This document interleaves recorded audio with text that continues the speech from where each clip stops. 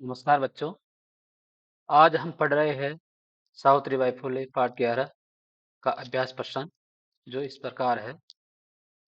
प्रश्न नंबर 1, एक पदेन उत्तरतः, एक पद में उत्तर दीजिए।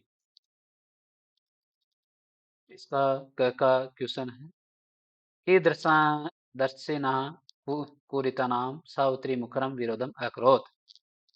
किस प्रकार की कुरीतियों का सावित्रीबाई प्रत्यक्ष रूप से विरोध करती थी? इसका उत्तर है सामाजिक कुरीतिनाम, सामाजिक कुरीतियों का विरोध करती थी। है प्रश्न है कि एक उपात है जलोद्धारणम अवार्यन है, कि इनको कुएं से जल भरने के से रोका गया। तो इसका उत्तर है निम्न जातीय नारिया, निम्न जाति की महिलाओं को।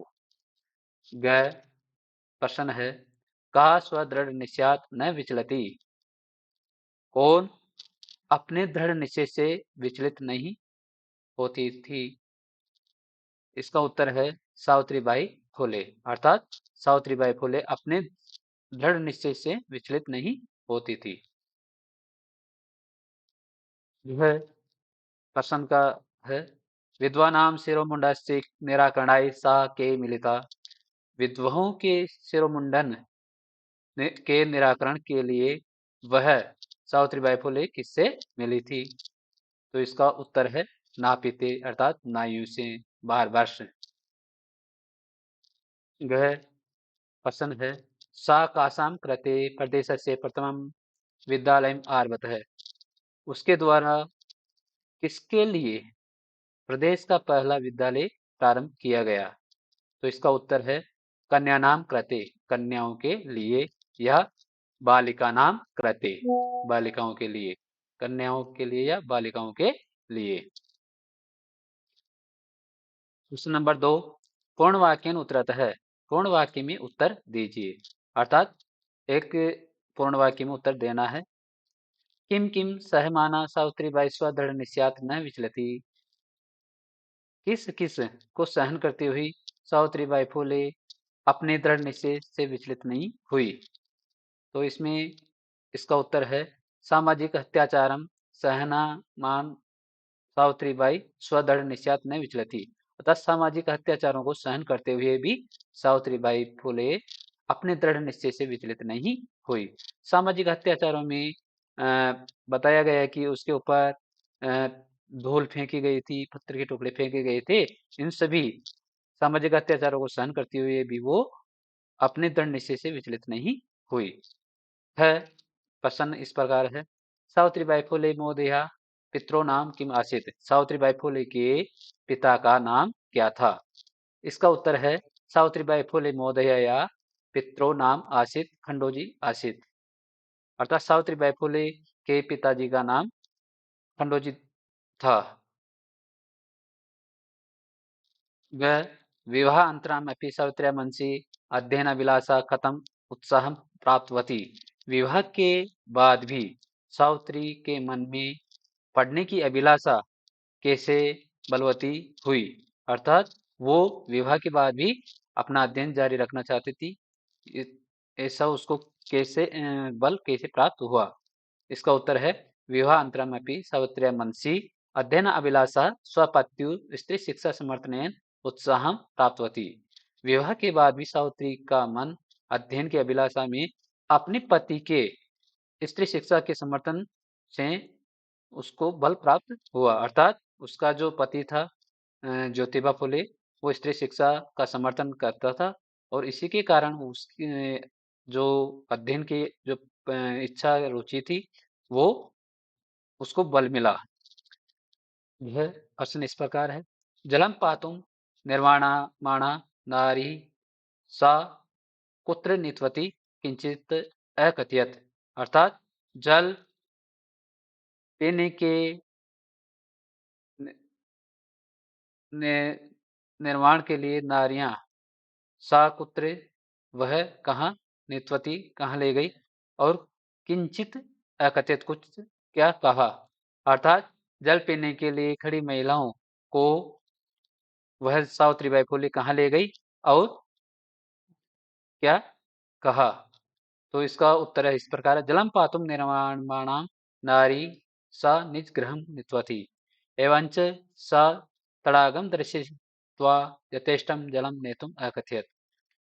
जल पिलाने के लिए महिलाओं को वह अपने घर ले गई और वहां जाकर के तालाब दिखा करके उसने कहा कि जितना जल आपकी इच्छा अनुसार आप जल ले सकते हैं, ऐसा उसने कहा था। वह प्रश्न इस प्रकार है, कासाम संस्थानाम स्थापनायाम फुले दंपतयो अवदानम महत्वपूर्णम। किन संस्थाओं की स्थापना फुले दंपति अर्थात ज्योतिबा फुले और सावित्रीबाई फुले के अवदानम योगदान महत्वपूर्ण है? तो इसका उत्तर है महिला सेवा मंडल, शिशु हत्या प्रतिबंधक गृह इत्यादीनां संस्थानां स्थापनायां फुले दंपतयो अवदानम महत्वपूर्णम आसीत्। महिला सेवा मंडल और शिशु हत्या प्रतिबंधक गृह आदि संस्थाओं की स्थापना में फुले दंपति का महत्वपूर्ण योगदान था। चाहे प्रश्न इस प्रकार है, सत्यशोधक मंडलस्य उद्देश्यम किम आसीत्? सत्यशोधक मंडल का उद्देश्य क्या था? इसका उत्तर है, सत्यशोधक मंडल का उद्देश्य था कि उत्पीड़ित लोगों को अपने अधिकार के प्रति जागृत करना।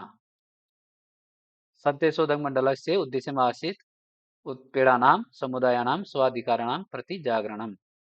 अर्थात सत्यशोधक मंडल का उद्देश्य था कि उत्पीड़ित समुदाय के लोगों को अपने अधिकार के प्रति जागृत करना।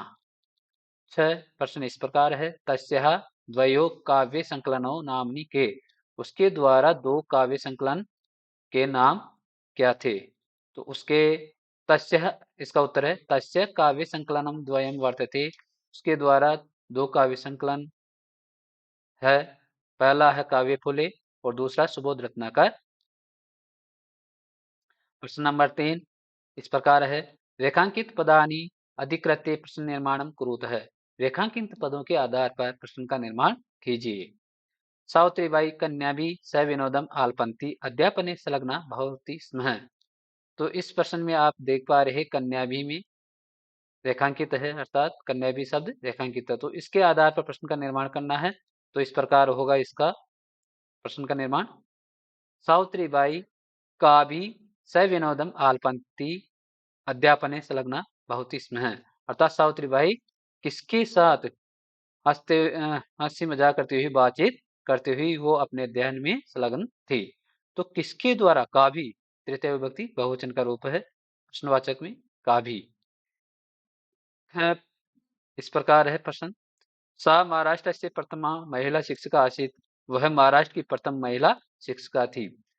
तो इसमें महाराष्ट्र से रेखांकित पद है, इसका प्रश्न निर्माण करना है इसके आधार पर। तो ये होगा, सा कस्य राज्य से प्रथमा महिला शिक्षिका आसीत्, अर्थात वह किस राज्य की पहली महिला शिक्षिका थी। तो कस्य इस प्रकार प्रश्न का निर्माण हुआ। यह प्रश्न इस प्रकार है, सा स्वपतिना सह कन्यानां कृते प्रदेशस्य प्रथमं विद्यालयम् आरभत। वह अपने पति के साथ कन्याओं के लिए प्रदेश का पहला विद्यालय प्रारंभ किया या खोला। तो यहाँ पर कन्या नाम शब्द में रेखांकित पद है, कन्या नाम अर्थात कन्याओं के लिए। तो इसके आधार पर प्रश्न का निर्माण करना है। तो किसके लिए, तो अर्थात कासाम। तो इस प्रकार प्रश्न बनेगा, सा स्वपतिनाम सह कासाम कृते प्रदेशस्य प्रथम विद्यालय में आरभत। वह अपने पति के साथ किसके लिए प्रदेश का पहला विद्यालय खोला। यह प्रश्न इस प्रकार है, तया मनुष्याणाम समानताया स्वतंत्रताया च पक्ष सर्वदा समर्थित है। उसके द्वारा मनुष्य की समानता और स्वतंत्रता के पक्ष में हमेशा समर्थन करती थी। तो मनुष्याणाम यानी किसकी समानता, मनुष्याणाम यहाँ एक अंकित पद है, तो इसका हम प्रश्न बनाएंगे तो मनुष्य की समानता, तो किसकी अर्थात केसाम, बहुवचन में केसाम हो जाएगा, षष्ठी बहुवचन में। तया केसाम समानताया स्वतंत्रताया से पक्ष सर्वदा समर्थित है। उसके द्वारा किसके लिए या किसकी समानता और स्वतंत्रता के पक्ष में हमेशा समर्थन करती थी। यह प्रश्न इस प्रकार है, साहित्य रचनाया अपि सावित्री महीयते। साहित्य की रचना में भी सावित्री का महत्वपूर्ण योगदान है। तो यहाँ पर सावित्री अंडरलाइन है, रेखांकित पद है, तो इसके आधार पर हमें प्रश्न का निर्माण करना है, अर्थात साहित्य की रचना में भी किसका योगदान है, तो का यहाँ पर आ जाएगा। प्रश्न नंबर 4 इस प्रकार है, यथा निर्देशन उत्तरतः निर्देशानुसार उत्तर दीजिए। क्या प्रश्न इस प्रकार है, इदम चित्रम पाठशालाया वर्तते, यह चित्र पाठशाला का है।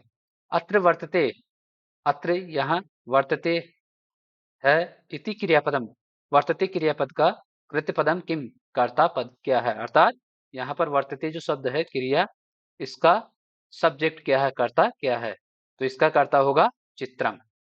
तो इदम चित्रम पाठशालाया वर्तते, अत्र वर्तते इति क्रियापदस्य कृतपदम भवति चित्रम इति, अर्थात इस चित्र, यह चित्र पाठशाला का है, इस चित्र में वर्तते यानी है, क्रियापद का जो कर्ता है वो चित्रम। यह प्रश्न इस प्रकार है, तस्य स्वकीय में अध्ययन अपि सहैव प्रचलित है, उसके द्वारा अपना अध्ययन भी साथ में ही चल रहा था या चला रही थी, पढ़ रही थी, अध्ययन कर रही थी। अस्मिन् वाक्ये विशेष्य पदम किम, इस वाक्य में विशेष्य पद क्या है। विशेष्य पद होता है जिसकी विशेषता बताई जाती है। दो पद होते हैं, एक तो विशेषण पद होता है, एक विशेष्य पद होता है। विशेषण पद में जिसकी जो विशेषता बताई जाती है वो विशेषण होता है, और जिसकी विशेषता बताई जाती है वो विशेष्य होता है। तो यहाँ पर विशेषता बताई जा रही है किसकी, अध्ययन की, अपना अध्ययन, स्वयं अध्ययन। तो यहाँ पर जो विशेष्य पद है वो है अध्ययनम। तो पूरा वाक्य इस प्रकार बनेगा, तस्य स्वकीयम् अध्ययनमपि सहैव प्रचलितः, अस्मिन् वाक्ये विशेष्य पदम भवति अध्ययनम इति, अर्थात उसके द्वारा अपना अध्ययन भी साथ में जारी रखा। इस वाक्य में विशेष्य पद है अध्ययन। गह अपि यूयम इमाम महिला जानीते, अस्मिन् वाक्ये यूयम इति पदम केभ्यः प्रयुक्तम, क्या आप सभी इस महिला को जानते हो, इस वाक्य में यूयम तुम सब, इति पदम यह पद, यह शब्द केभ्यः प्रयुक्तम किसके लिए प्रयुक्त हुआ है, तो ये शब्द बालकों के लिए, जो पढ़ने वाले हैं उनके लिए प्रयुक्त हुआ है। तो यहाँ पर हम कह सकते हैं अस्मभ्यम, यानी हमारे लिए, या अस्मकम कृते, हम सभी के लिए प्रयुक्त हुआ है। तो यूयम शब्द किसके लिए प्रयुक्त हुआ है, अस्मभ्य या अस्मकम कृते, इनके लिए प्रयुक्त हुआ है।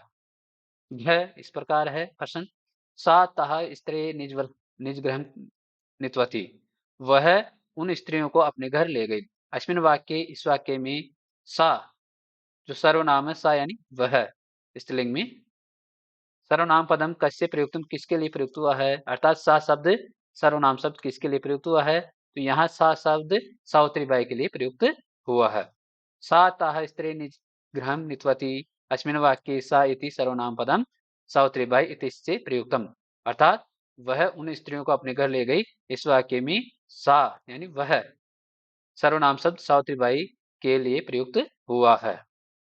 गह इस प्रकार है, शृण वस्त्राव्रता तथा कथित निम्न जातीय काश्चित नारी जलम पातुम याचन्ते स्म, अर्थात फटे पुराने ऐसे हाल में निम्न जाति की कुछ महिलाएं जलम पातुम, जल पीने के याचना कर रही थी।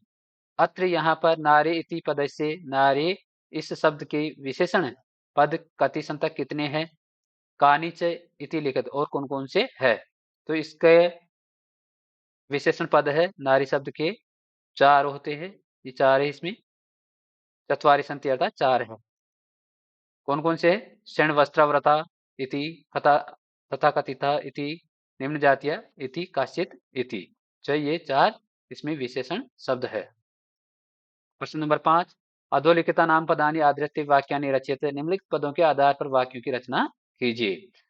तो इसमें क स्वकीयम शब्द है, इसके आधार पर वाक्य की रचना करना है। जैसे स्वकीयम पुस्तकम आने, अपनी पुस्तक देओ या लाओ। है सविनोदम, इससे हम प्रयोग करते हुए वाक्य बनाएंगे। शिक्षक सविनोदम छात्रान पाठयति, शिक्षक हंसी मजाक के साथ छात्रों को पढ़ा रहे हैं। सक्रिय, सक्रिय एक्टिव, छात्राणाम सर्वतो विकासाय शिक्षका सदैव सक्रिय भवन्ति, छात्रों के संपूर्ण विकास के लिए शिक्षक हमेशा सक्रिय होते हैं। प्रदेशस्य अर्थात स्टेट राज्य का।